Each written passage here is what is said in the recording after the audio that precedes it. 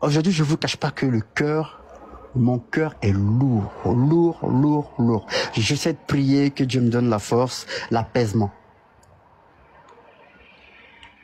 Parce que la vérité, la première chose à laquelle je pensais quand j'ai vu les bagages de ma famille dehors là, c'est je prends mon billet, je dis rien à personne, je viens, je fais le taf et je rentre.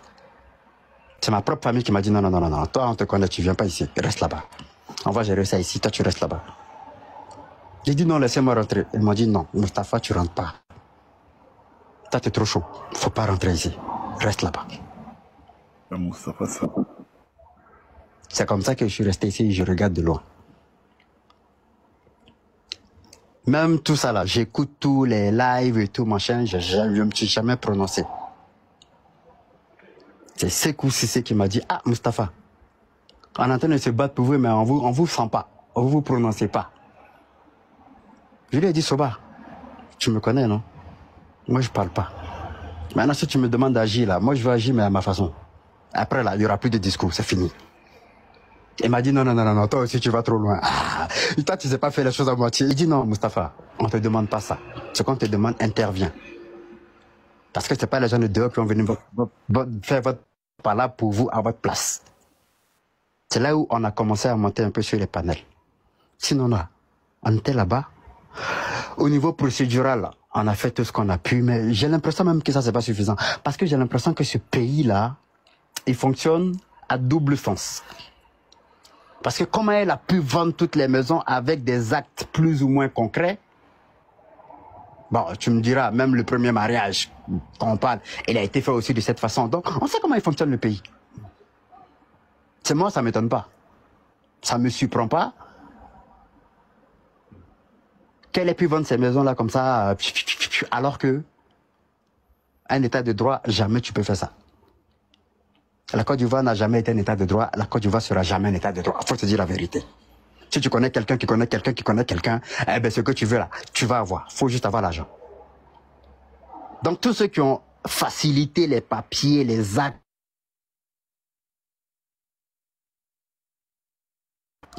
tous ceux qui ont facilité par qui elle est passée pour faciliter là, ils ont pris leur pourcentage. Sinon ils n'allaient pas faire ça. Parce qu'ils sont... Parce qu'ils sont hors la loi. Donc s'ils l'ont fait, c'est pour gagner quelque chose derrière. Quelqu'un ne va jamais risquer sa vie s'il ne gagne pas quelque chose. Bref, après on connaît le pays. Hein. Je ne suis pas né aujourd'hui, j'ai 41 ans. J'ai vécu pendant 25 ans dans ce même pays. J'ai voulu faire l'armée là-bas, on m'a dit qu'il faut payer 300 000. Alors que mon père était commandant à l'armée ivoirienne. Moi, on m'a dit qu'il faut payer quand même. Je les ai regardés, j'ai dit gardez votre armée. Moi, je veux voir ailleurs. Donc, je connais le pays. Ça, c'est pas un problème. Donc, les entrées, les sorties, il faut toujours avoir un peu de jet. Tu peux rentrer où tu veux. Mais les mêmes là, c'est ce qu'elle sait pas. Les mêmes là, qui lui ont facilité le truc à qui elle a mouillé, elle a graissé la patte. Les mêmes là, pendant que c'est chaud là, ils sont en train de se barrer. Ils sont en train de tracer. Les mêmes sont en train de lui dire, tu ne quittes pas le pays là, si c'est chaud là, ah, je ne connais pas. Hein. Je ne connais pas. Elle va se retrouver seule. Et là, elle commence à se retrouver seule. C'est pour ça qu'elle demande une conciliation. Je vais gérer ça en famille et blablabla. Mais c'est trop tard. Qu'est-ce que j'ai pas dit à Mada depuis le début? Quand elle a commencé ces conneries. Momo, moi j'ai une dernière question à te poser. Et puis après, bon, je pense que c'est fatigant un peu franchement. Fatigué, hein. Je parle pas de toi personnellement, c'est fatigant. À un moment donné. Même elle est fatigante. Voilà. Comment on appelle ça? Momo, dis-moi, est-ce que les enfants là, les enfants de Mada là, elle t'a déjà avisé pour dire qu'elle va garder les enfants, ou bien est-ce que tu savais que les enfants étaient en difficulté et que vu que toi tu vis ici, c'est son papa, le papa des enfants là qui t'ont fait venir ici. Et au point non, où justement, elle peut garder ses enfants. Merci pour la question. Où elle demande de l'aide. Voilà. Est-ce qu'elle vous a contacté pour garder tes neveux et tes nièces? Merci pour cette question. Est-ce que tu t'es informé que les enfants étaient dans les difficultés en fait? Merci pour cette question. Parce que les gens ici disent que Attends. Je veux pas savoir ce que les gens disent. Ta question est claire. J'allais rebondir là-dessus avant même que tu me dises ça, mais bon. Merci d'avoir répondu. Ok, vas-y alors. Après ça, tu peux descendre tranquillement, quoi. Vas-y, on t'écoute. Dans tous les panels, je regarde, les gens parlent des enfants, et ben, elle dit qu'elle est en difficulté, les enfants. J'apprends que bébé Chèque, il est dans un truc là-bas, que elle avait dit à cette dame, une Tchécoslovaque, je vais vous dire comment je sais, parce que j'ai discuté avec Kolo et Mado Touré. C'est Kolo qui m'a appelé, il m'a dit, petit. Non, rentre pas dans ça là, rentre pas dans... Non, moi je dis tout. Non, rentre pas dans ça pour l'instant. Laisse ça comme ça, voilà. Deuxièmement, j'entends encore dans les panels que elle a des difficultés par rapport aux enfants, elle est dans des soucis, machin. Mada n'a jamais donné ce visage. Mada, elle a jamais de la vie, elle m'a appelé pour me dire, Mustapha, elle a mon numéro n'a pas changé depuis, il n'a jamais changé. Elle a mon numéro. Elle m'a jamais appelé pour me dire, Mustapha, je suis en difficulté, est-ce que tu peux prendre des enfants? C'est sur panel là que j'ai entendu que Mada a demandé à Number 9. Bon, c'est pas PCC, mais on l'appelle Number 9 parce que quand j'ai été voir Chèque en Angleterre, on a été même manger chez lui. On a joué PS4 chez lui. Que c'est à lui qu'elle a demandé d'adopter les enfants de Chèque.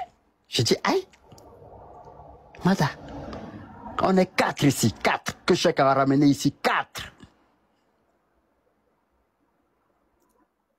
Tu peux être en panne. Fais ce que tu veux avec l'héritage, on s'en fout, mais les enfants de Chèque, qui nous a ramenés ici, là, tu peux pas nous demander à nous, et on va te dire non.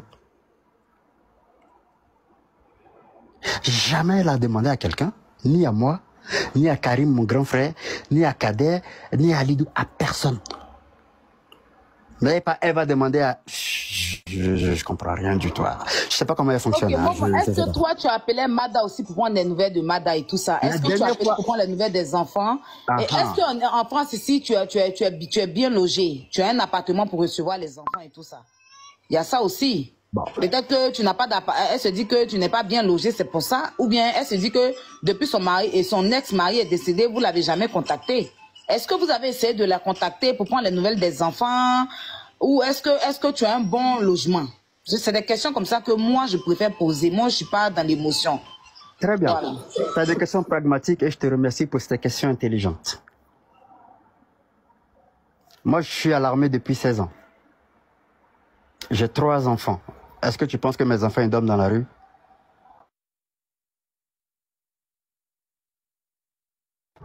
J'ai un appartement. Je suis logé. Ma fille, elle vient de finir son bac avec mention. Elle va rentrer en école de médecine.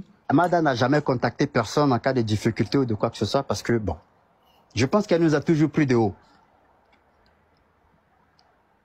Elle s'est dit, bon, c'est moi qui gère, c'est moi qui ai tout, c'est moi qui... Mais si tu as des problèmes, viens nous voir. On n'a peut-être pas l'argent, mais on peut t'aider sur un autre plan. Oui, Junior Momo, est-ce que vous vous appelez souvent Mada pour prendre des nouvelles des enfants? La dernière fois que moi j'ai appelé Mada, elle était encore à Manchester, là-bas. Enfin, Manchester ou Newcastle, je sais même plus où elle vivait. J'ai parlé à mes enfants. Ils étaient tous les 3 autour d'elle. On a discuté pendant au moins 2 heures. Et là, c'était avant. Je sais que c'était en 2022. Et après, quand elle est rentrée à Abidjan, il n'y en a plus eu de nouvelles. C'est après ça que j'ai eu le son. Parce que le son de Jojo, tout ça qui faisait le micmac ensemble, ça date de... Moi, je suis au courant depuis... Là, je l'ai appelé. Je lui ai dit, hé, je viens d'apprendre qu'il y a ça. Elle a rigolé, elle a dit, oh, laisse parler les gens. J'ai appelé Jojo. Hé, Fraya. Parce que nous, on l'appelle Fraya. Fraya, c'est ce que tu as fait? Il a rigolé, il m'a dit, laisse parler les gens. Ok.